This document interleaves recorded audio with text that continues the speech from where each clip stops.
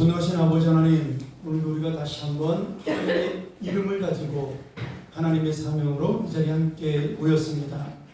천사들 분만의 이 귀한 사명 주셔서 감사하고, 오늘도 우리의 마음속에 영혼을 사랑하는 마음, 한 영혼이 나 때문에 살 수도 있고 죽을 수 있다라는 귀한 사명을 가지고 다시 한번 이 세미나에 임할 수 있도록 인도하여 주시옵소서.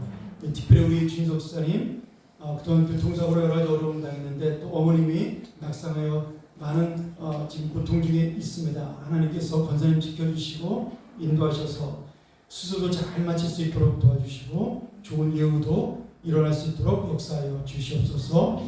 오늘 함께 하실 주님의 은혜를 구하며 예수님의 이름으로 기도합니다. 아멘.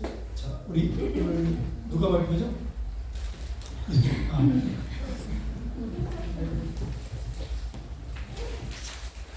안녕하세요. 이하영 집사입니다. 오늘 저는 수아랑 동시에 하겠습니다.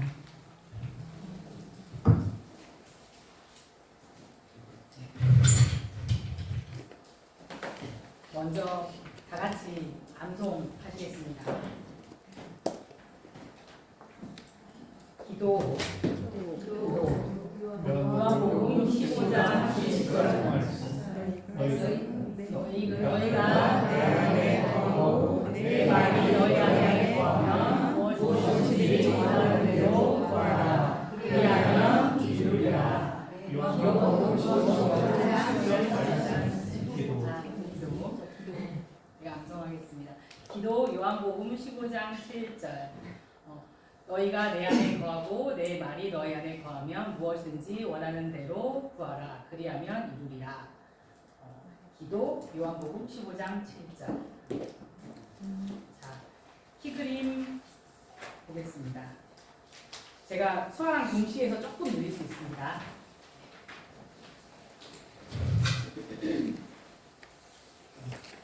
내가 삶의 주인으로 살다가 예수 그리스도가 내 삶의 주인이 되시면 나는 내가 하나님의 자녀임과 그분이 나의 구원자이심을 믿게 됩니다.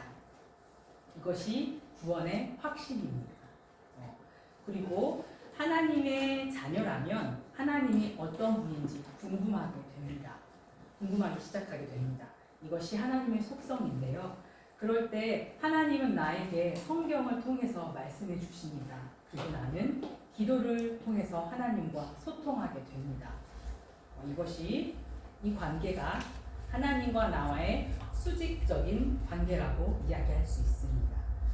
이 관계가 성립되게 되면 하나님을 사랑하듯 이웃을 사랑하게 되고 이 공동체 안에서 저희는 교제를 하게 됩니다. 이 교제를 통해서 하나님의 사랑을 알고 그 사랑을 실천하게 되고 죄송합니다. 이 관계가 성립되게 되고 하나님을 사랑하듯 이웃을 사랑하게 되고 공동체 안에서 교제를 하게 됩니다. 교제를 통해서 하나님을 알고 그 사랑을 실천하고 또 교회 밖에 이웃에게 전도를 하게 됩니다. 이 전도를 통해서 예수님을 전하게 되고요. 이 전도는 삶으로 예수님을 드러내는 것이죠. 하나님과 나와의 관계가 수직 관계라면 이 공동체와의 나와의 관계는 수평의 관계입니다. 교제와 전도의 관계로 수평의 관계가 완성되는 것입니다. 이렇게 십자가 모양대로 수직과 이 수평의 삶을 사는 것이 성령 충만의 삶이라고 이야기합니다. 이 성령 충만의 삶은 성경, 기도, 교제, 전도의 모습이 다 드러나는 것입니다. 하지만 성령 충만하더라도 저희가 피할 수 없는 것이 있습니다. 그것은 바로 시험입니다. 시험을 이길 수 있는 방법은 하나님 앞에서 즉시 온전히 기쁘게 순종하는 것입니다. 순종은 내 생각으로 계산하는 것이 아닙니다. 허락하신 말씀에 온전히 순종할 때 시험을 이길 수 있습니다. 주님이 우리를 온전한 사역의 자리로 이끄신다는 것을 기억해야 할 것입니다. 그리스도인의 사역은 내가 먼저 십자가의 온전한 관계가 바르게 세워질 때, 즉 수직과 수평의 이 관계가 바르게 균형을 잡힐 때 허락되는 주님의 사명입니다. 바로 예수 그리스도가 다스리는 삶이지요. 내 삶에 이 항해의 길을 주님께 온전히 내어 드릴 때 주님은 내 삶을 주님이 원하시는 방향으로 이끌어 가십니다. 그래서 그리스도인의 내 삶을 마음대로 사는 것이 아니라 내 삶의 길을 예수 그리스도 우리 주님께 내어 드리는 것입니다. 우리 동반자님, 네, 삶의 항해도 주님께서 키를 잡고 운전하고 계시지요. 여기까지 하겠습니다.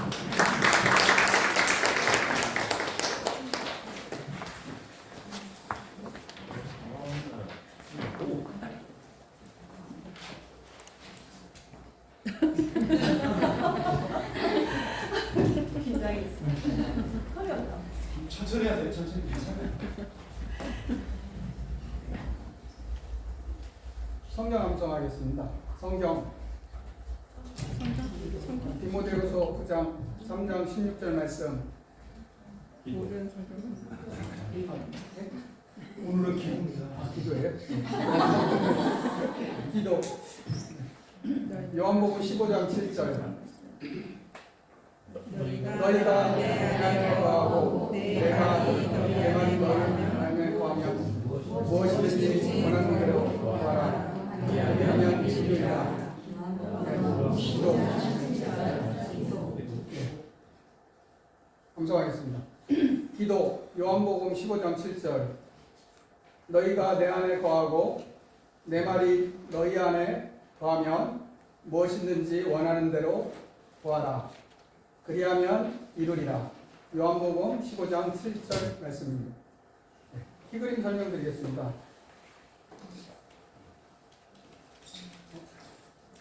예수 그리스도를 믿음으로 주님이 내 삶의 중심에 계시고 영접함으로 인하여 구원의 확신이 생깁니다. 그로 인해 하나님의 속성을 알아갑니다. 그리스도의 중심에 서기 위해서 8가지 내용을 알아야 하는데 성경을 통해서 예수님을 알 수 있고 기도를 통해서 하나님과 대화합니다. 성경을 읽고 기도를 했으니 교제를 해야 합니다. 교제는 성도와 하나님의 교제, 예배가 있습니다.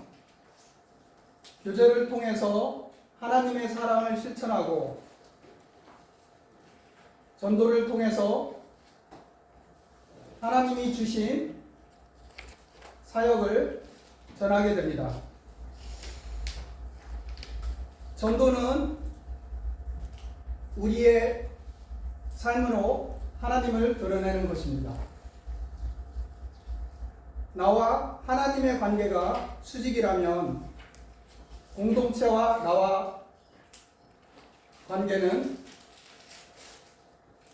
교제와 전도로 완성됩니다.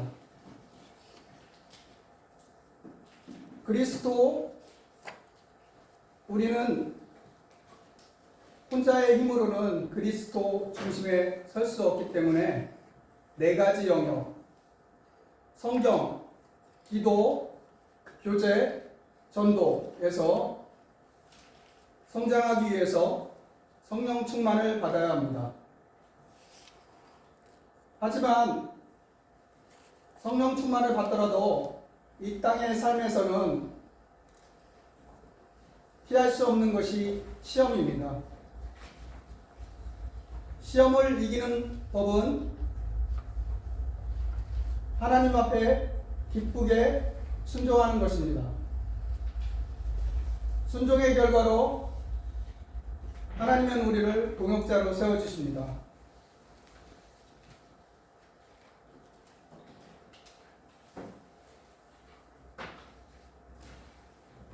온전히 순종할 때 시험을 이기고 주님께서는 우리를 사역의 자리로 부르십니다. 이러한 십자가의 온전한 수직과 수평의 온전한 균형을 이루는 것, 이것을 그리스도가 다스리는 삶이라고 할 수 있습니다. 한 번 더 요약하겠습니다.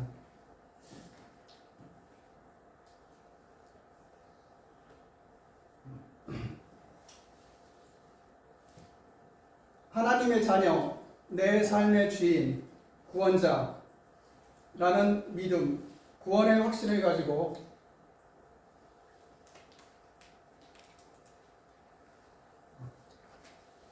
하나님의 성품을 알아가는 하나님의 속성을 알게 됩니다.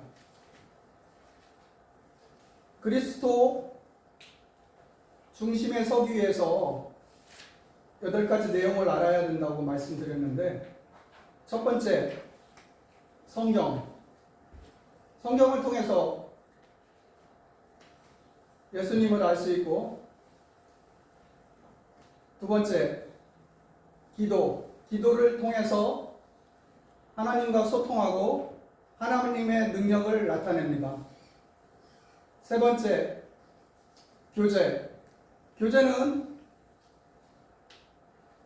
성도와 하나님의 교제, 예배가 있습니다.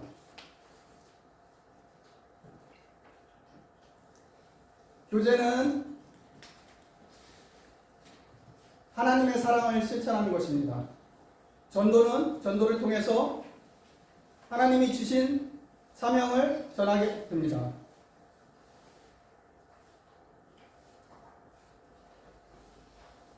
다섯 번째, 성령 충만.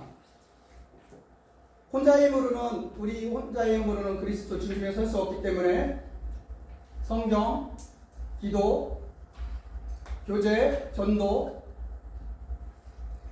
영역에서 성장하기 위해서 저희가 성령 충만을 받아야 합니다. 여섯 번째, 순종, 시험. 이 땅의 삶에서 피할 수 없는 게 시험입니다. 일곱 번째, 순종. 시험을 이기는 법은 하나님께 기쁘게 순종하는 것입니다. 순종의 결과로 하나님은 동역자로 세워주십니다. 여덟 번째, 사역.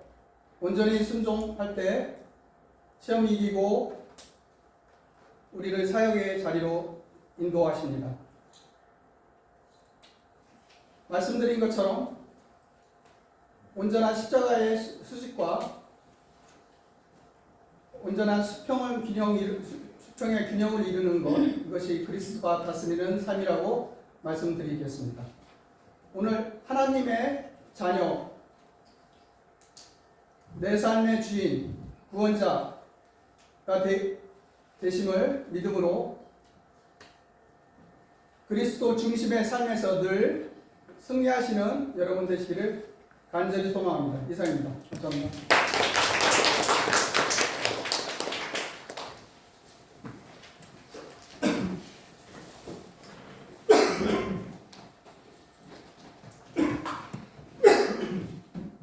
서현숙 집사라고 합니다.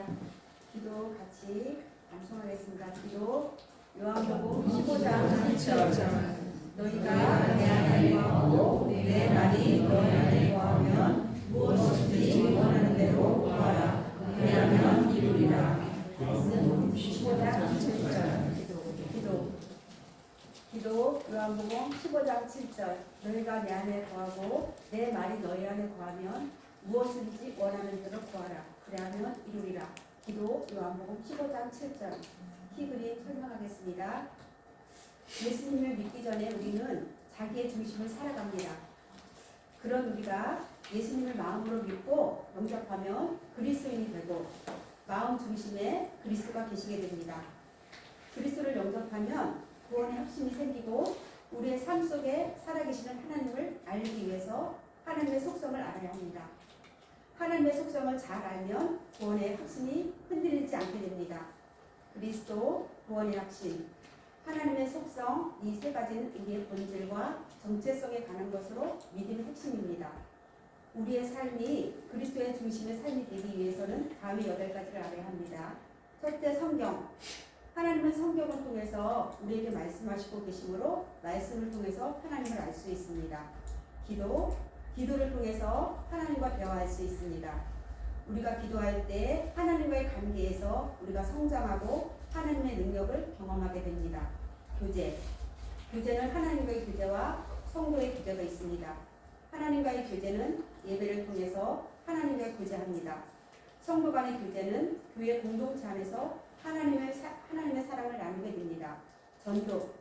전도는 주님이 우리에게 주신 사명입니다. 하나님의 사랑을 전도를 통해서 전하고 예수 그리스도를 삶으로 드러내는 것입니다. 성령 충만. 우리의 힘으로는 그리스도 중심의 삶을 살 수 없습니다. 성경, 기도, 교제, 전도의 삶을 살 때 우리가 그리스도 중심의 삶을 살 수 있고 변화하고 성장하는 성령 충만의 삶을 살아갑니다. 시험. 우리가 성령 충만한 삶을 살아갈지라도 사람은 누구나 시험을 받습니다. 그래서 하나님께서 우리에게 승리를 약속하셨고 또한 우리가 시험을 이기는 방법은 말씀에 따라 순종하는 것입니다. 순종, 그리스도가 다스리는 중심의 삶을 살기 위해서는 하나님의 말씀과 모든 가르침에 전적으로 순종해야 합니다. 사역, 순종의 결과로 하나님은 우리를 하나님의 동역자로 세우셨고 또 새로운 사역으로 인도해 주셨습니다. 그리스도인의 삶은 내 마음대로 사는 것이 아니라 내 삶을 주님께 드리고 그분이 다스림을 받는 것입니다. 이것이 그리스도가 다스리는 삶입니다.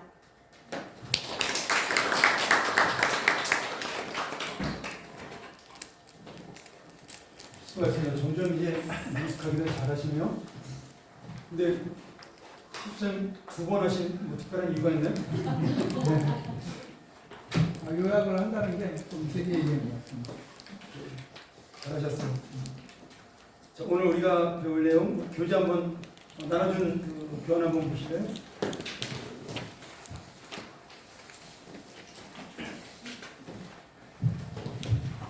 제가 지난 주일 지나고 나서부터 이제 조금 기침이 좋아져서 이제 괜찮다 싶었더니 화요일 아침에 갑자기 목이 확 잠겨서 또 목에 염증이 생겼다 그러네요.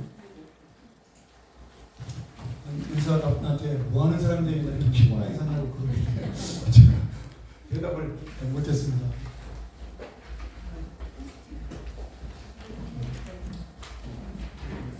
자, 우리 그 교재에 보시면 오늘 4번째 성장의 4번째 만남 기도입니다.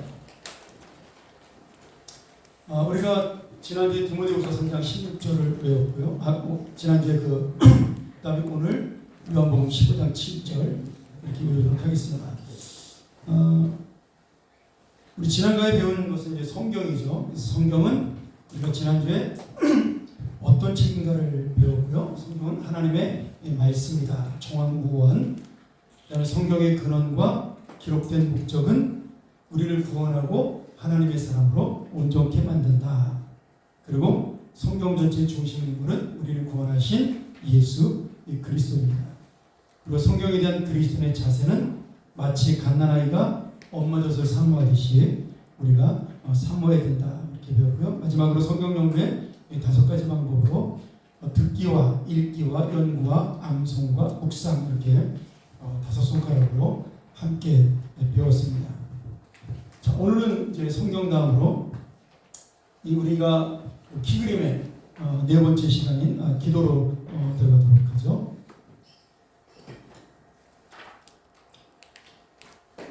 자, 우리 그 내용에 보면 기도란 무엇이냐, 누구에게 하는 것이냐, 누가 하는 것이냐, 왜 하는 것이냐, 언제 하는 것이냐, 무엇을 기도하는 것이냐, 어떻게 하는 것이냐 이렇게 육하원 책은 아니지만 비슷하게 그렇게 오늘 책에 설명이 되어 있습니다.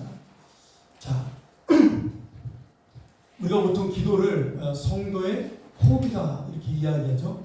예전에 우리 어렸을 때 왜 이렇게 수영장에 가면 해수욕장이나 수영장 가면 친구들이랑 그런 게임 많이 하잖아요. 누가 더 숨을 오래 참나. 저도 예전에 청소년 시절에 수련회 가서 그런 아이들하고 게임했을 때 제일 오래 참았던 게 한 1분 정도 되는 것 같아요. 이렇게 숨을 한껏 머금었다가 이렇게 고개를 꽉 쳐갖고 이제 물속에 들어가면 한 1분 정도는 참을 수 있었던 그런 적이 있었던 것 같습니다. 그런데 보통 사람이 숨을 참을 수 있는 시간이 개인에 따라 좀 다르지만 보통 몸이 약한 사람은 30초, 그 다음에 아주 폐활량이 좋은 사람도 2분 정도, 뭐 기네스북 기록에 의하면 한 2분 50초 정도까지 참은 사람도 있다 그러죠. 어쨌든 간에 중요한 것은 2, 3분이 지나면 모든 사람은 호흡이 멈춰서 죽게 됩니다. 그래서 우리가 이제 성경을 생명의 양식이다. 그것도 역시 먹지 않으면 죽는 거니까 성경은 생명의 양식이라고 말하는 것처럼 기도는 또한 우리가 성도의 호흡이다. 이렇게 이야기를 하고 있는 거죠. 그래서 생명은 호흡하지 않고는 살아갈 수 없는 것처럼 우리가 기도도 호흡하는 자가 하는 하나님과의 대화다. 이렇게 볼 수가 있습니다.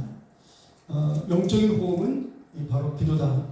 그래서 우리가 데살로니가서 5장 16절부터 18절을 보면 항상 기뻐하라. 17절에 쉬지 말고 기도하라. 18절에 범사에 감사하라. 이렇게 되어 있는데 그 쉬지 말고 기도하라의 뜻이 바로 이 성도의 호흡과 관련 있는 그런 말씀이라고 할 수가 있겠죠.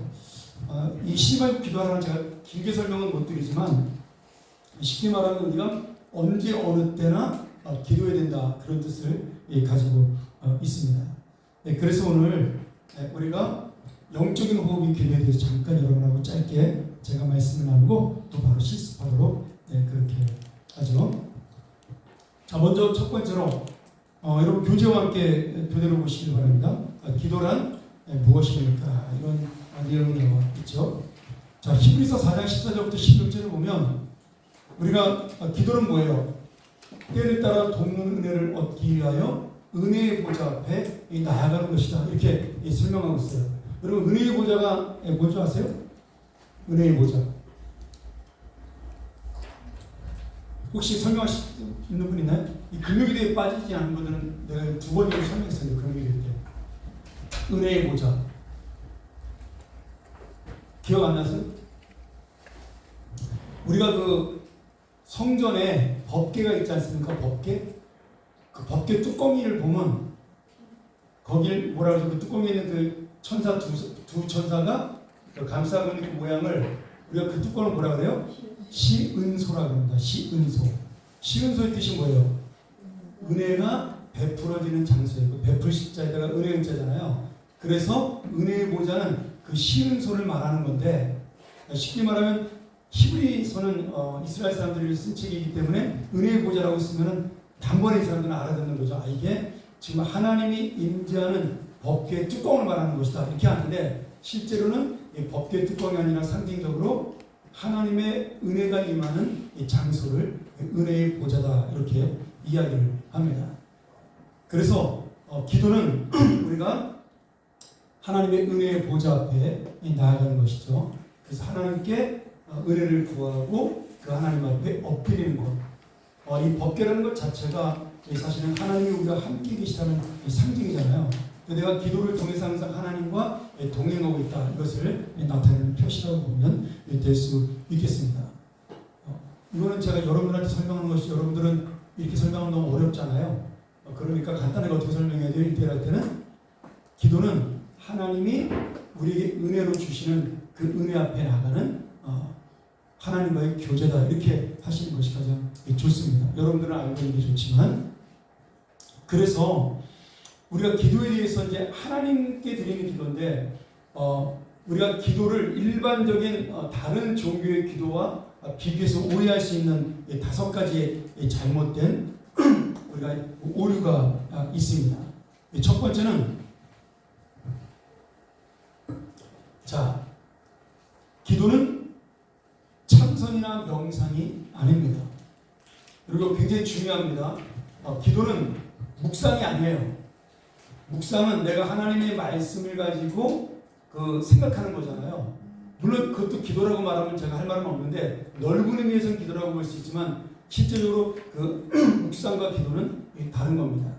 그래서 기도는 내가 하나님과 정확하게 대화하는 것이에요. 그래서 일반 종교가 말하는 참선이나 명상과는 다르다. 여러분, 여기서 우리가 알아야 될 게 또 하나 있죠. 기도와 일반 참선과 명상과의 차이점은 뭐냐면, 이 기도는 하나님과 교제하고 하나님과 대화하는 것인데, 일반 사람들이 하는 명상이나 참선은 어떤 거예요? 내 마음에 있는 그것을 다스리는 겁니다. 스스로가. 그래서 그것을 뭐라고 말하냐면 열반에 들어간다, 이렇게 표현을 하는 거죠. 내가 득도를 해서 열반에 들어간다. 그걸 스스로 깨닫는 것입니다. 기도와는 상관이 없는 거예요. 기도는 하나님의 은혜를 구하는, 하나님께 하는 것이다. 그래서 다른 종교의 참선과 명상은 완전히 다른 것이고, 묵상은 하나님의 말씀을 가지고 또는 여러분이 받은 은혜를 가지고 여러분이 깊이 있게 생각을 하는 거예요. 조금 다릅니다. 두 번째로, 그럼 기도는 누가 할 수 있느냐? 기도는 누구나 할 수 있는 것이 아니라 반드시 예수 그리스도의 이름으로 구원받은 자만이 할 수 있는, 하나님의 자녀만이 할 수 있는 특권이에요. 그러니까 우리는 쉽게 기도할 수 있기 때문에 기도가 아무것도 아닌 것이라고 생각을 할 수도 있고, 이 기도를 이렇게 소중히 여기지 않을 수도 있지만, 실제로 이 기도는 하나님의 자녀만이 할 수 있는, 구원받은 자만이 할 수 있는 유일한 하나님이 되신 특권이라고 볼 수가 있습니다. 그래서 누구나 기도하는 것이 아니라는 거죠. 이 세 번째는 기도의 목적입니다. 자, 이게 일반 종교와의 차이라고 할 수 있는데요. 가장 큰 차이이기도 하죠. 자, 일반 종교의 기도는 보통 어떤 거죠? 나의 소원을 하나님께 구하는 겁니다. 그러니까 일반적인 통로예요. 자, 예를 들어서 우리가 이제 불교에서 108배를 하지 않습니까? 108배 하는 목적이 뭐예요? 지극한 정성으로 내가 절함으로 인해서 부처님이 나의 기도의 소원을 들어주는 거잖아요. 그런데 지금 이 108배는 아무리 정성을 기울여도 지금 하나님이 말씀하는, 다시 말하면 석가모니가 말씀하는 말씀을 듣는 것이 아니라, 부처의 말씀을 듣는 것이 아니라 내가 원하는 소원만 이루는 것입니다. 내가 원하는 소원만 아뢰는 거예요. 근데 기도는 쌍방통행이에요. 내가 원하는 소원을 이루기도 하지만 하나님이 나에게 원하시는 것을 내가 듣는 것도 또한 기도입니다. 그래서 우리가 기도할 때 항상 놓치지 말아야 될 게 뭐냐면, 내 소원을 아뢰는 것도 중요하지만 내 소원이 과연 하나님의 소원과 같은 것이냐, 그렇게 우리가 한번 생각해 볼 필요가 있다는 거죠. 지성이면 감천이다. 여러분 이런 말 들어보셨죠? 내가 정성을 기울이면 하나님께서 하늘에 감동한다. 이거는 여러분 기독교가 아닙니다. 그거는 뭐라 그래요? 샤머니즘입니다. 샤머니즘. 그거는 성황당 신에게 빌거나 삼신할머니에게 비는 지극정성은 그런 다른 신에게 비는 것이에요. 하나님은 지극정성, 지성이면 감천 아닙니다. 하나님은 바른 소통, 그 다음에 바른 기도를 통해서 응답해 주십니다. 그렇기 때문에 우리가 기도의 목적을 잘 아셔야 돼요. 하나님은 기도를 통해서 나와 하나님과 자녀의 관계, 아버지와 자녀의 관계를 항상 유지하기를 원하시는 겁니다. 그래서 기도가 여러 가지가 있죠. 네 번째로 그 기도는 보통 우리가 또 기도 그러면 대표기도, 뭐 공중기도 이제 이렇게 퍼블릭 프레이어만 생각을 하는데 그것만 있는 것이 아니라 기도는 개인 기도도 다 기도에 포함이 되어 있습니다. 우리가 부모님에게 대화할 때도 어떤 때는 일상적인 대화할 수 있잖아요. 그런데 어떤 때는 공적인 대화를 할 수도 있습니다. 예를 들어 내가 뭐 대학을 진학하기 위해서 부모님과 의논한다든지 아니면 이제 새로운 직장이나 뭐 사업을 하기 위해서 부모님하고 의논할 때는 그거는 공적인 의논이 될 수가 있는 거죠.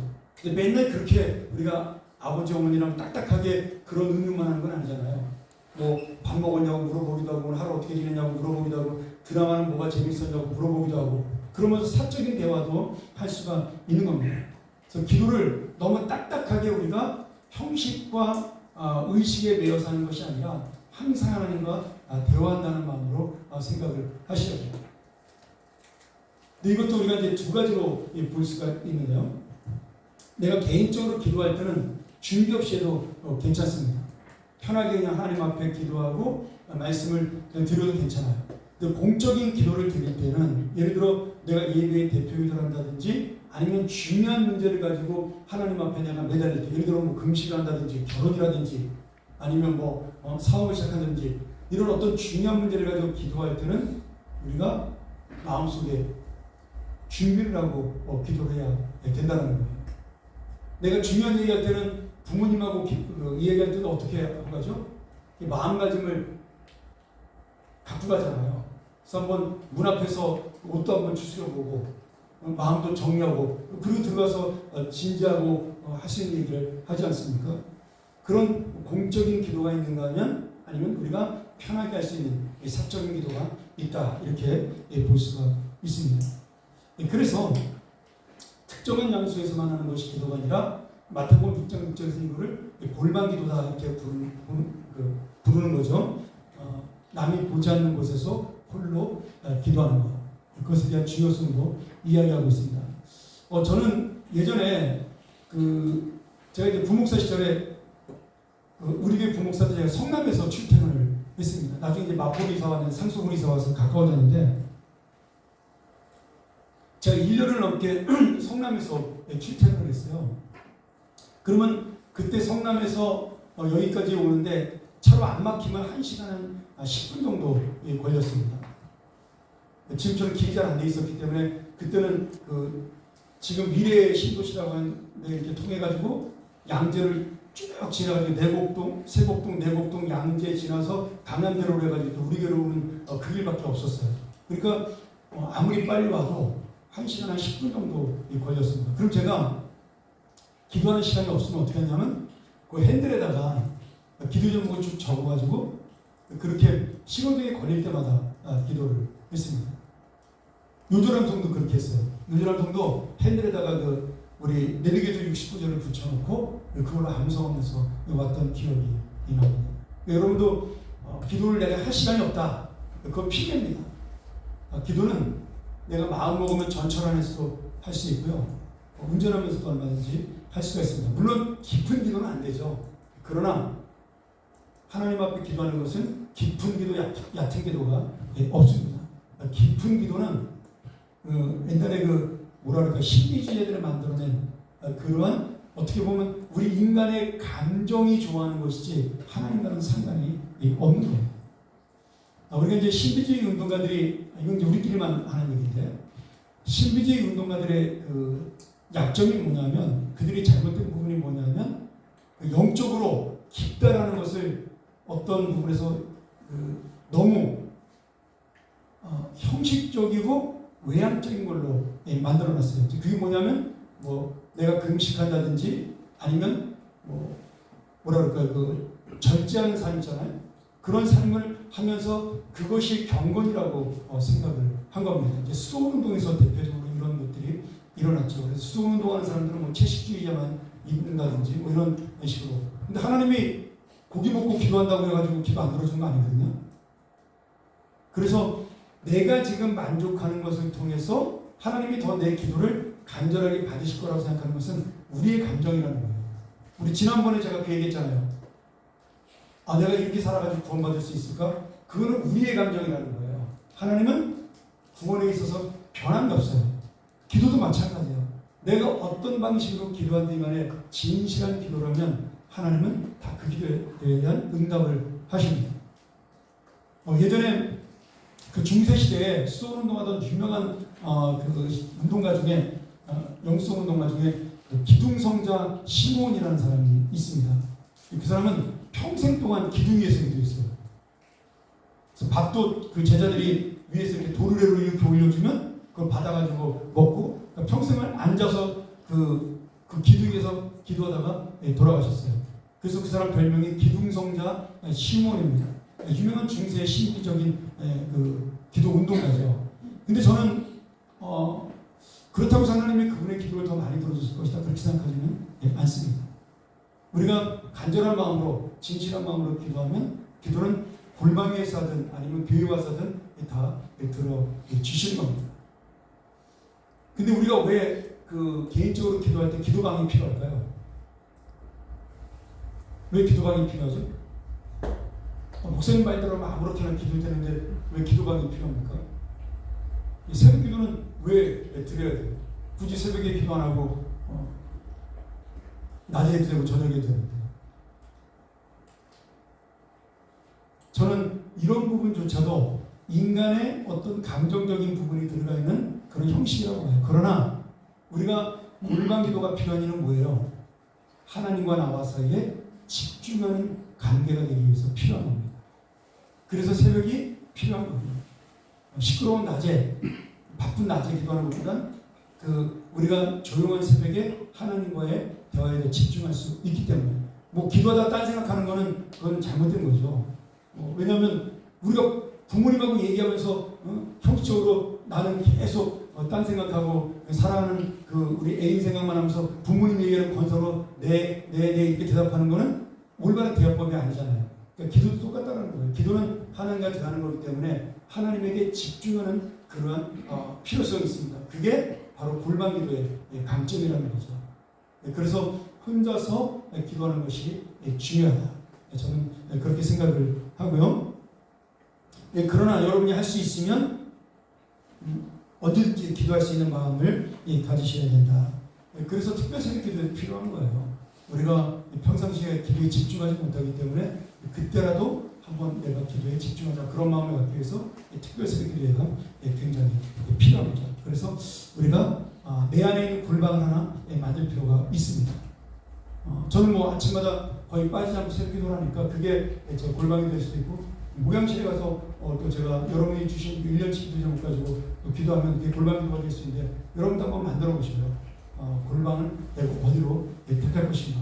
직장에 다니는 분들은 집에서 어떤 장소를 택해서 골방으로 기도할 수도 있고요. 목욕탕 안에서 기도하시는 분도 많습니다. 제가 이제 제자훈련 할 때 기도 숙제를 내주잖아요. 근데 그 제자훈련 할 때 기도 숙제가 몇 분이죠? 제가 짧게 냈을 때 30분 정도 냈는데 나중에 그것도 어렵다 해서 제가 하루에 15분 정도로 줄여준 적도 한번 있었는데 그 15분 동안 기도하려면 그 15분을 여러분 기도하는 게 쉬운 거 아닙니다. 하나님에게 집중해서 기도의 제목을 가지고 내가 그 10명, 12명 되는 그 같은 제자반 사람들 기도 제목을 쭉 같이 집중해서 기도하는 게 쉬운 게 아니에요. 그러기 위해서는 기도방이 필요합니다. 그 기도방을 보통 다 출근하고 난 다음에 여자분들은 안방이나 건넌방 또는 뭐 집에 사람이 있으면 화장실 안쪽에 이렇게 해서 기도하는 것이 좋다. 저는 그때 제가 그렇게 가르쳤던 기억이 나요. 그래서 여러분이 항상 하나님께 기도를 어디서나 드릴 수 있도록, 그러나 반드시 골반 기도도 필요하다. 이렇게 생각을 하고요. 마지막으로 5번째 자세. 하나님께 구체적으로 내용을 말씀드리는 것이다. 여러분, 기도는 주문이나 암송하는 것이 아닙니다. 하나님과 대화하는 것이. 그렇기 때문에 우리가 주기도문을 암송하는 것도 정말 그 말씀의 의미를 잘 생각을 해서 암송하는 것이 굉장히 중요합니다. 사실 지금 그 침례교에서는 주기도문이나 사도신경을 암송하지 않습니다. 침례교는 아예 사도신경은 안 믿어요. 성경이 없기 때문에. 그러나 우리 신앙 고백으로 신앙적인 성경의 그 요약판이라고 생각하기 때문에 믿는 것인데, 이제 침례교에서는 아예 사도신경을 믿지 않고 그걸 인정하지 않습니다. 성경이 없기 때문에. 근데 주기도문을 인정을 해요. 근데 이 주기도문을 주님의 기도라고, 주님이 가르쳐주신 기도라고 인정을 하지만 예배 시간에는 외우지 않습니다. 저는 처음에 좀 이해를 못했어요. 제가 유학한 학교가 침례교 신학교였거든요. 그래가지고 주기도문을 외우지 않아서 물어봤어요. 왜 그러냐 했더니, 우리가 외우는 주기도문은 진짜 그 의미를 생각하지 않고 우리가 암송하고 주문처럼 외운다는 거예요. 제가 그때 굉장히 많이 깨달았어요. 그래서 되도록이면 우리가 주기도문을 할 때도 하늘에 계신 우리 아버지 할 때 그 하늘에 계신 아버님이, 하나님이 어떤 분이냐, 전능하신 하나님이라는 사실, 이름이 거룩히 여김을 받으시는 할 때 그 이름을 내가 거룩히 여기기 위해서 어떻게 살아야 되는가, 그 고민하면서 기도해야지 그냥 막 암송해서는 안 된다라고 말합니다. 그러면 그건 주문이라는 거예요. 그런 면에 의해서는 의미로 저는 동감합니다. 동의하고, 그러나 우리가 기도가 안 될 때는 저는 또 주기도문을 권장합니다. 여러분, 너무 힘들고 너무 어렵고 그리고 어떻게 기도해야 될지 모르겠으면 주기도문을 천천히 묵상하세요. 의미를 생각하면서 그냥 막 외우는 게 아니라 그 의미 한 구절 한 구절을 돌이켜보면서 기도하세요. 그 기도 안에는 뭐가 들어있어요? 기도의 모든 모델이 다 들어있습니다. 그래서 너무 힘들 때는 기도가 안 될 때도 있거든요. 그럴 때는 굳이 여러분이 안에 있는 걸 막 기도하지 않으셔도 주기도문을 통해서 하나님이 여러분의 기도를 들어줄 수 있습니다. 제가 전사 시절에 그런 기도에 대한 설교를 하면서 우리 1, 2, 3학년 아이들 제가 가르칠 텐데, 그 아이들의 기도를 이렇게 가르쳤어요. 아이들은 기도할 줄 잘 모르잖아요. 제가 이따 나오지만 기도의 5손가락을 가르쳐주면서 여러분들이 아무렇게나 기도해도 하나님의 이름을 부르고 그리고 하나님을 진짜로 믿고 기도하면 하나님은 다 들어주신다.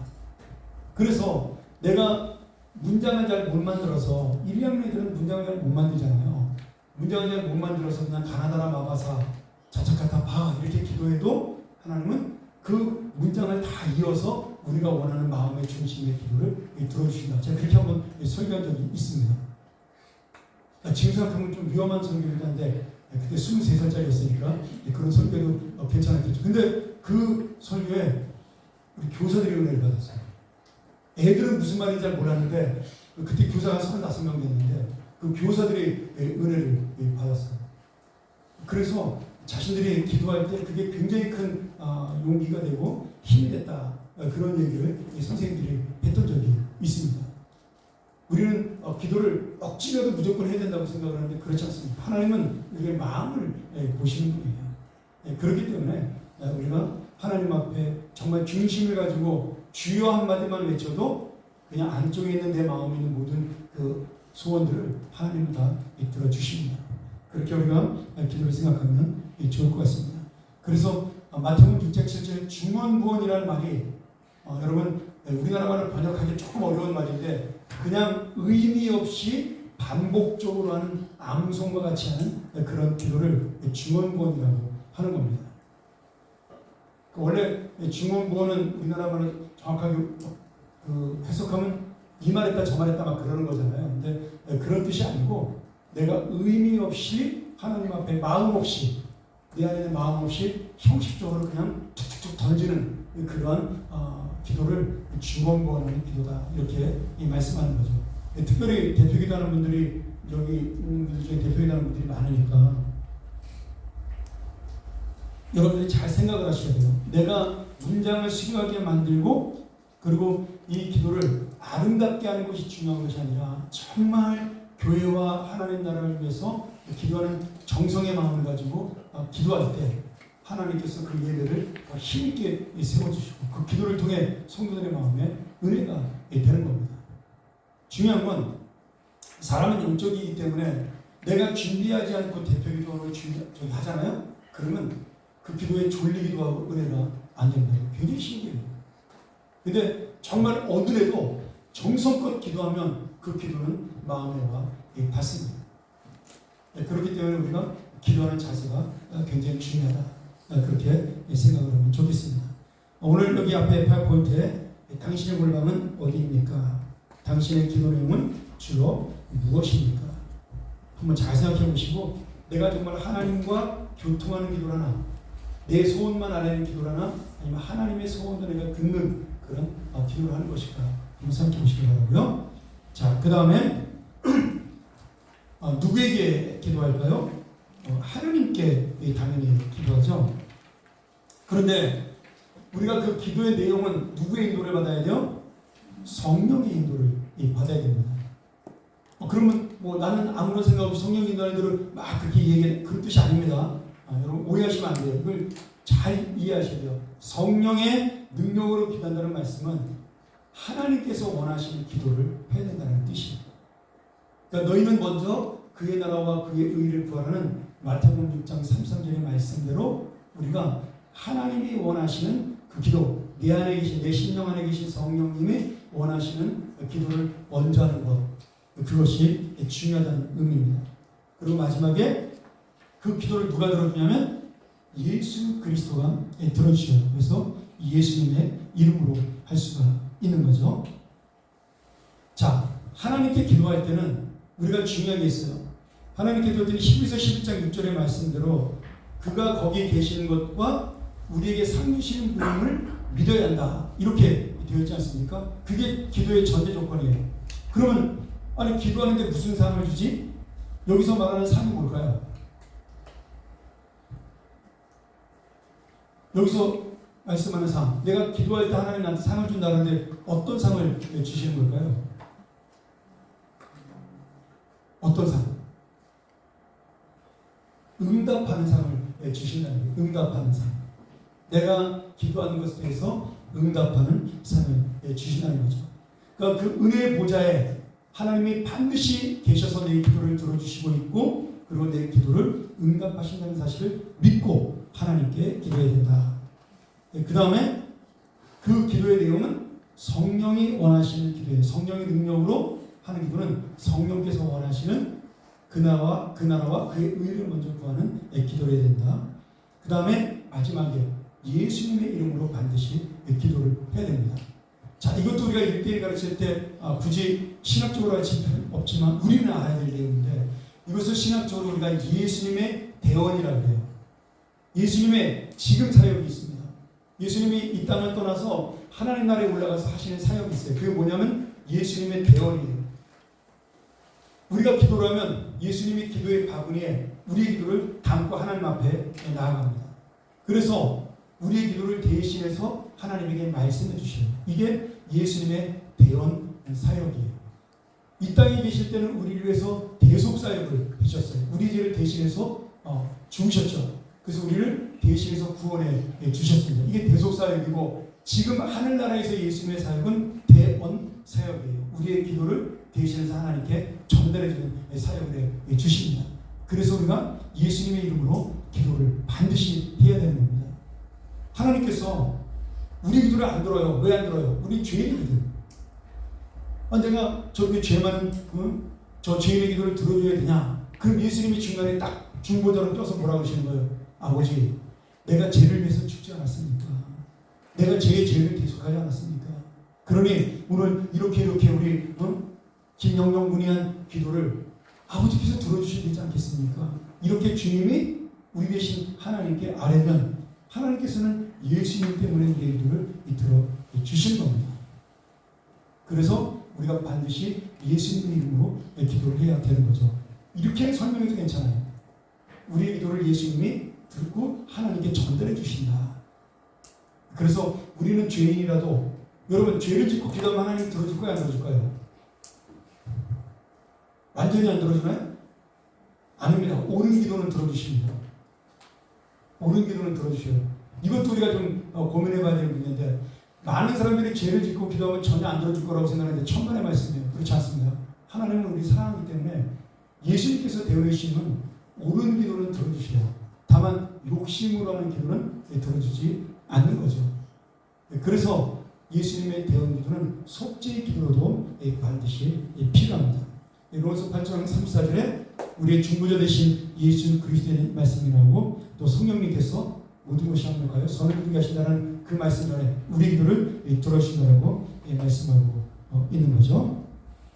자, 우리 한번 페이지로 한번 볼까요?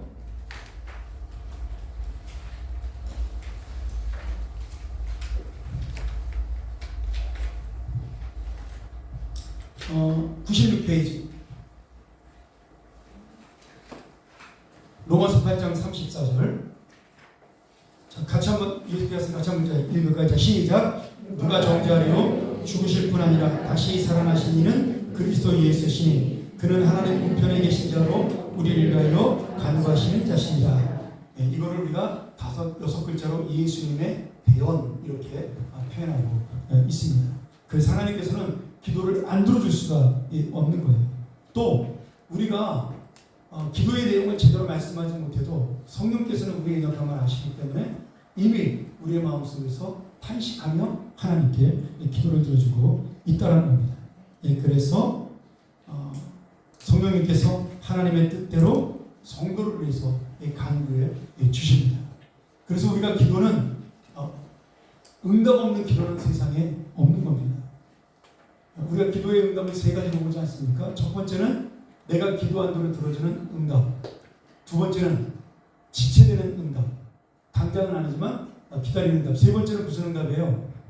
무응답이 응답입니다. 응답하지 않는 것도 응답이에요. 왜? 성령이 원하지 않는 기도를 했기 때문에 하나님이 대답하지 않으시는 거예요. 하나님 대답하지 않는 것을 깨달아요. 그래서 응답에는 3가지가 있는데 이 3가지 다 하나님의 사실 응답이다. 우리가 이렇게 생각하시면 되겠습니다. 자, 그 다음 누가 기도할 수 있습니까? 바로 하나님의 이 자녀, 그 다음에 하나님을 믿는 자, 그리고 하나님의 은혜를 입은 예수의 이름으로 나오는 하나님의 자녀만이 기도할 수가 있습니다. 자, 여기 그 파워포인트에 보면 우리가 그 기도의 유일한 길은 누구냐? 요한복음 14장 6절의 말씀을 통해서 예수 그리스도가 이 기도의 유일한 길이다 이렇게 말씀하고 있죠. 예수님께서 뭐라 그랬어요? 내가 길이요 진리요 생명이 나로 말미암지 않고서는 아버지께로 올 자가 없다 이렇게 말씀하고 있기 때문에 하나님께로 가는 유일한 길은 예수님이시다. 근데 사실 요거는 기도만의 그 문장은 아니죠. 이거는 구원을 가리키는 게 더 가깝다고 할 수가 있습니다. 약간 좀 꿰맞출 건 있지만 그래도 기도에도 해당되는 이야기니까. 그 다음에 유일한 중보자이신 예수 그리스도를 믿는 사람, 하나님은 한 분이시오 또 하나님과 사람 사이에 중보자도 한 분이시니 그 사람이신 예수 그리스도라. 예수 그리스도의 구원을 입은 그 사람, 그래서 예수님이 우리의 중보자가 될 때 기도할 수가 있는 거죠. 그 다음 마지막으로 예수님이 약속하신 말씀이죠. 요한복음 14장 14절에 내 이름으로 무엇이든지 구하면 내가 행하리라. 누구를 위해서? 내 이름으로 구하는 자를 위하여. 그래서 예수님의 그 권세, 다르게 말하면 예수님의 은혜와 예수님의 이름으로 나오는 하나님의 자녀가 기도할 수가 있습니다. 우리 좀 덥지 않나요? 덮을까요? 새로 갈았더니 교체했더니 엄청 따뜻합니다. 아니면 한 20도 정도는 내려도 될 것 같아요. 22도만 해도 되게 따뜻하게 생각해요. 자, 그 다음 왜 기도해야 됩니까? 조금 우리가 시간을 좀 빨리 갖고 가서 우리 파워포인트 한번 볼까요? 이 첫 번째 5가지의 기도하는 이유가 있어요. 기도의 목적이죠. 첫 번째는 하나님과 교제하기 위하여, 두 번째는 내 기도를 통해서 하나님을 영화롭게 하기 위해서 우리 하나님께 찬양하는 기도를 드리거나 감사하는 기도를 드리는 거죠. 그 다음에 이 기도를 통해 내가 하나님의 뜻을 알 수가 있어요. 영적 성장이 이루어지는 겁니다. 그 다음에 하나님의 계획을 이루기 위하여 나의 소원뿐만 아니라 하나님의 뜻도 나를 통하여 이루어지는 것이죠. 그 다음에 마지막으로 나의 소원, 나의 소망을 하나님께 아뢰기 위해서. 자, 우리가 그 두 번째 문제가, 네 번째가 조금 어려울 수 있는데 이런 거예요. 내가 어떤 주님의 사역을 감당할 때 내가 내 힘으로 할 수 없기 때문에 하나님께 은혜를 구하는 거죠. 그래서 하나님의 뜻이 이루어지게 해달라고 기도를 하는 겁니다. 여러분이 어떤 선교를 가거나 어떤 사역을 하거나 그럴 때 그 사역을 위해서 기도하는 것은 하나님이 기뻐하시는 하나님의 계획을 이루는 기도가 되는 겁니다. 그래서 우리가 무엇이든지 먼저 하기 전에 무엇부터 해야 돼요? 기도부터 해야 되는 겁니다. 왜? 하나님의 도우심을 구해야 되기 때문이죠. 저는 항상 그 책 읽고 난 다음부터 그걸 잊어버리지 않는데 빌 하이베스 목사님이 쓴 책이 있어요. 나는 너무 바빠서 기도합니다. 우리가 늘 급한 일로 쫓기는 삶이라는 그 찰스언멜의 책이 나오잖아요. 급한 일보다 중요한 게 중요한 일이다. 근데 거기서 말하는 중요한 일의 가장 키포인트가 뭐냐면 기도를 말씀하고 있습니다. 내가 하나님께 기도하는 것만큼 중요한 일은 없다.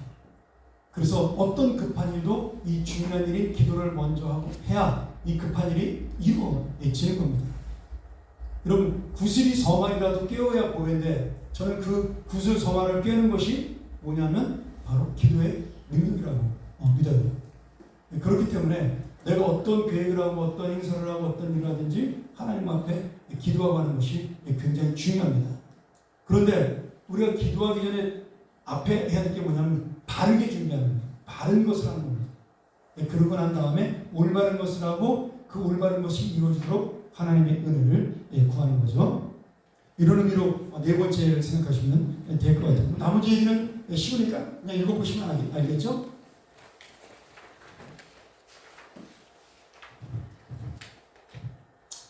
그러면 그 2번도 마찬가지예요. 조금 어려운 말일 수 있는데 요한복음 우리가 11장 요새 그 나사로의 부활에 대한 설교를 계속 들으면서 그 나사로가 아픈 것은, 나사로가 죽은 것은 하나님의 영광을 나타내기 위함이다. 제가 지난주 설교했었는데 그 하나님의 영광이라는 것이 무엇이에요? 결국 그 나사로가 살아남으로 하나님이 살아계심을 보여주는 거예요. 그러니까 지금 요한복음 14장 14절도 마찬가지예요. 내 이름으로 무엇이든지 내가 구하면 내가 행하리라. 그 말씀을 통해서 하나님이 살아계심을 우리를 통해 보여주는 거예요. 그래서 기도는 이루어질 때 하나님이 영화롭게 되는 것입니다. 그런 의미로 보시면 되겠어요.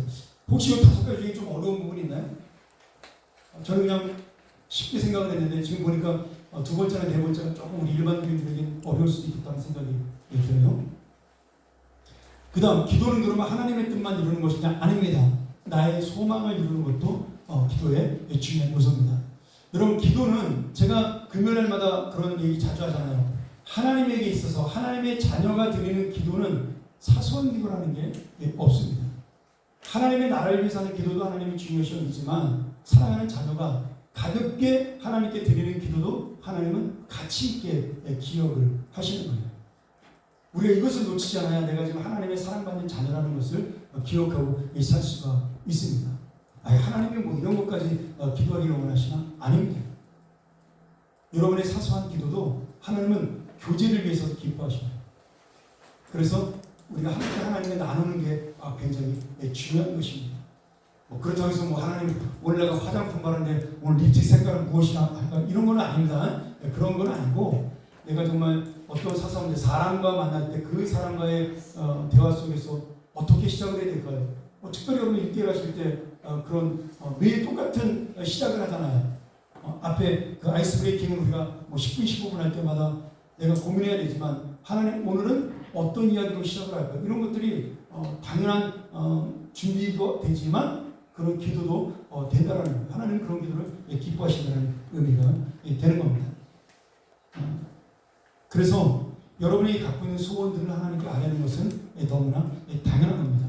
그리고 하나님이 소원을 들어줄 때도 우리가 오해하는 것이 꼭 하나님의 뜻에 맞아야지만 이 소원에 응답하신다. 그렇지 않습니다. 그것이 죄가 되지 않고 하나님 나라에 피해가 가지 않으면 하나님은 들어주셔요. 여러분 예를 들어 우리 딸아이가 그 한국에 있을 때 청바지를 너무 많이 사는 거예요. 자주 1년에 몇 번씩. 그래서 내가 야 아빠가 볼 때는 맨날 똑같은 색깔인데 왜 이렇게 맨날 똑같은 청바지를 많이 사냐? 제가 이렇게 물어봤더니 아빠가 보기에는 똑같은데 내가 입을 땐 다 달라. 그렇게 대답을 하더라고요. 그래서 아빠 옷장 열어봐. 내가 볼 때 다 똑같은 양복인데 아빠는 왜 이렇게 양복이 많아? 그렇게 대답을 하더라고요. 여러분 그러면 내가 오늘 아빠 그래서 나랑 이제 시장에 갔는데 아빠 저기 청바지 예쁜데 나 저거 사줘. 그러면 야 너 집에 청바지 10개도 넘게 있는데 또 사달라 그래? 제가 그러겠어요? 물론 그럴 수 있겠지만 돈이 있고 넉넉하면 돈이 없으니까 그렇게 하겠죠. 근데 돈이 있고 넉넉하면 청바지가 10개 있어도 한 번 더 사주잖아요. 그게 없어서 죽어서 사주는 게 아니라 왜 사주는 거죠? 우리 딸이 원하고 그 딸이 예쁘니까. 그리고 그 녀석이 내 팔자에 끼어서 아빠 고마워 이런 그 아양 떠는 게 보기 좋아서 그게 좋아서 사주는 거예요. 하나님도 똑같습니다. 이것이 무슨 뭐 안 사주면 죽어. 이거 꼭 안 해주면 응답 안 해주면 죽어. 이래서 응답하는 게 아니라 우리에게 필요한 것이고 내가 좋아하는 것인데 그것이 하나님 나라에 큰 해가 되지 않으면 하나님은 우리 기도를 들어주십니다. 그러니 여러분 개인 기도하는 거 어려워하지 말고 두려워하지 말고 기도하세요. 하나님은 얼마든지 그 기도 들어주십니다. 이런 것까지 내가 기도해서 하나님 앞에 죄송할 것 같습니다. 여러분 부모님에게는 조금 죄송해도 좀 우리가 부담스럽게 되잖아요. 그렇게 생각하시면 돼요. 하나님은 굉장히 여러분을 부담스러워하지 않으십니다. 안 하는 걸 싫어하셔요. 하나님은. 그렇죠. 사랑하는 자녀가 대화도 안 하고 우리 아빠 쉬어야 돼. 그러니까 나는 집에 가면 아빠 조용히 혼자 있도록 내버려둬야 돼. 그럼 그 효도가 아닙니다.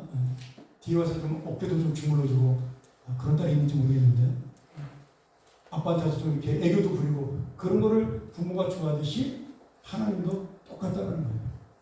그러면서 또 우리가 하나님에게 필요한 것도 얻는 거죠. 애교 부리면서 아빠 나 내일 용돈 좀 이렇게 하나님이 이뻐서 주신다는 거예요. 그러니까 기도는 우리가 넓게 보면 굉장히 심각하고 중요한 것도 있지만 또 좁게 보면 내가 오늘 하루를 살아가는 힘과 양식과 기쁨이 될 수가 있는 겁니다. 어떤 기도든지 좋다는 거죠.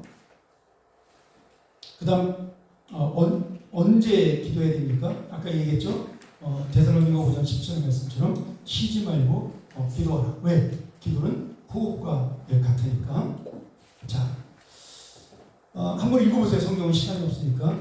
그리고 여러분이 큐티라면 좋지만 큐티를 하기가 어려운 분들은 우리가 새벽 묵상 메시지를 들으면 그것이 기도의 제목이 됩니다. 제가 정말 솔직히 말하면 매일 여러분에 드리는 새벽 묵상 메시지를 주일 설교처럼 정석으로 준비하지 못합니다. 그렇게 하면 제가 죽죠. 힘들어서 과로사합니다. 근데 제가 이제 성경을 한번 쭉 읽은 다음에 저에게 은혜되는 말씀 가지고 제가 그날 딱 말씀을 한 5분에서 한 7분 정도로 준비를 해서 하거든요. 근데 그 말씀 속에 제가 반드시 기도의 제목을 같이 넣습니다. 그래서 제가 마지막에 마무리 기도할 때 그 기도의 속에 여러분의 기도의 제목도 들어 있는 거예요.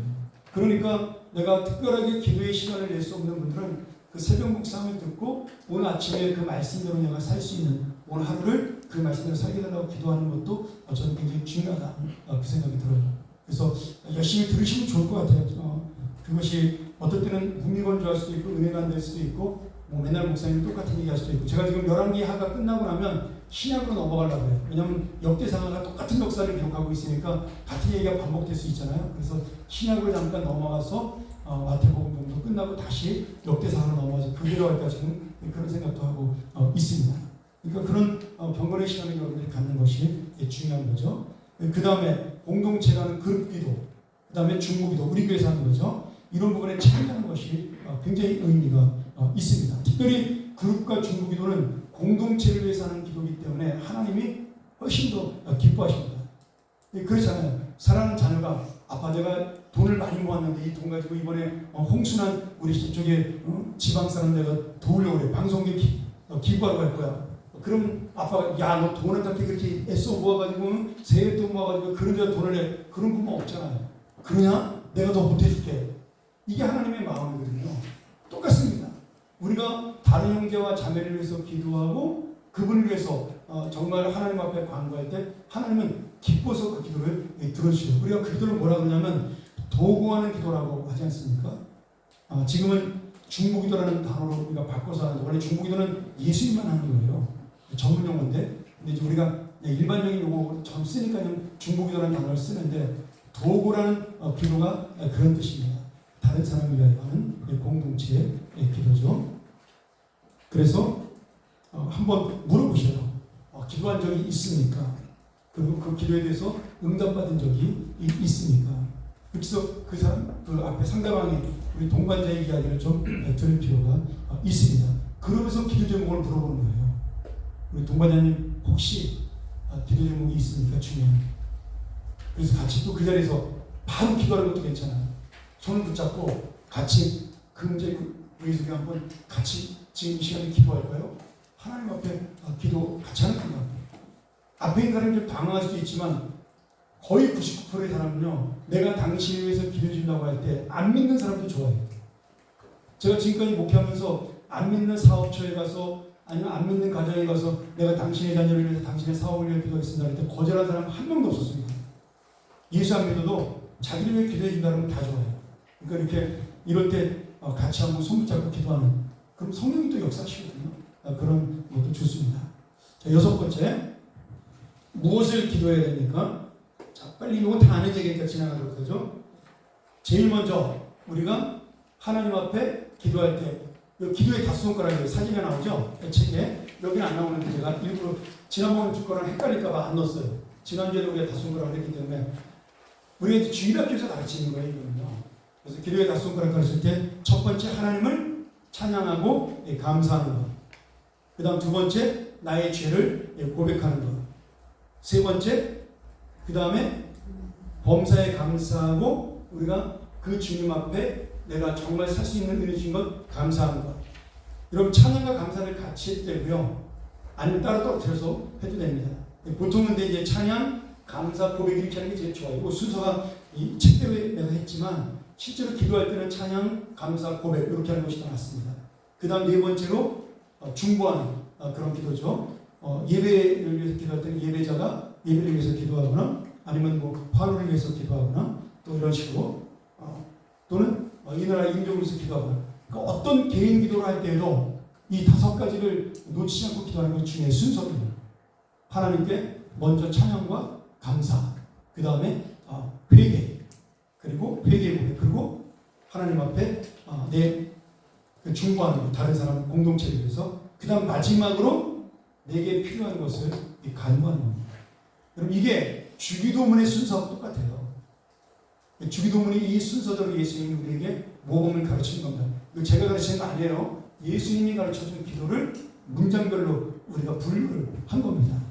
그렇게 보시면 되겠고요. 그래서 이 기도가 균형 있게 가는 게 중요하다. 다섯 개가. 급하니까 사람들은 대부분 살려주세요. 이거부터 나가요. 근데 기도할 때 습관을 이 다섯 가지를 균형 있게 하는 것, 그것이 굉장히 중요합니다. 자, 마지막. 어떻게 하면 확신 있게 기도할 수 있습니까? 우리가 응답받는 기도가 되기 위해서는 첫 번째는 하나님의 말씀을 가지고 기도하는 겁니다. 여기 보면 거하라. 우리 책이 그렇게 되어 있죠? 어디에 구하는 거예요? 하나님의 말씀 안에 구하는 겁니다. 그러니까 내가 말씀을 가지고 하나님의 약속을 가지고 기도하는 거예요. 그게 기도의 가장 응답받는 비결의 첫 번째입니다. 성경 함성이 그래서 중요하다고 했죠. 그 다음에 예수님의 이름으로 구하는 것. 예수님의 자비와 은혜를 구하는 기도. 예수님의 이름으로 꼭 반드시 구해야 됩니다. 그리고 마지막으로 믿고 확신하고 기도하는 것. 그것이 바로 응답받는 기도의 가장 중요한 이 세 가지 조건입니다. 여기 성경에 굉장히 많이 되어 있는데 에베소 5장 20절, 10편 100편 4절, 골로새 1장 9절, 골로새 4장 2절 되게 많은데 사실은 여기서 중요한 거 하나씩만 여러분이 기억했다가 뭐 골로새 2장 4절에 이렇게 말씀하지 않았습니까? 이렇게 얘기하지 않으셔도 돼요. 우리가 하나님께서 우리에게 말씀하지 않으셨습니까? 감사하는 그 마음을 기억하신다. 이렇게 기도하시면 돼요. 주님의 그 놀라운 비밀과 신비를 우리에게 알려준다고 말씀하지 않았습니까? 이런 기도를 하면 되는 거죠. 주님이 주님께 찾아오는 자 외면하지 않으신다고 말씀하지 않으셨습니까? 이렇게 하나님의 약속을 갖고 기도를 하는 거죠.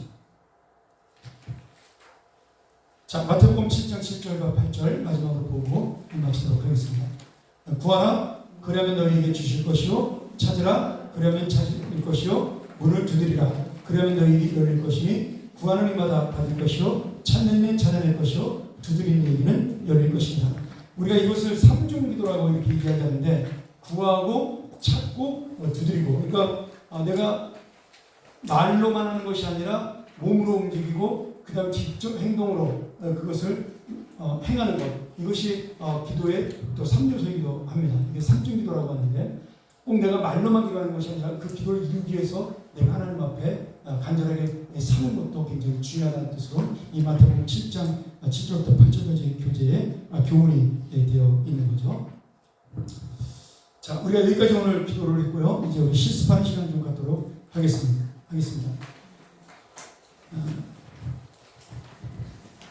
저는 이 말씀이 되게 중요한데 하나님은 우리가 위대한 사람이 되기를 원하지 않으셔요. 우리가 위대하기를 원하는 것이 아니라 위대한 하나님을 믿기를 원하십니다.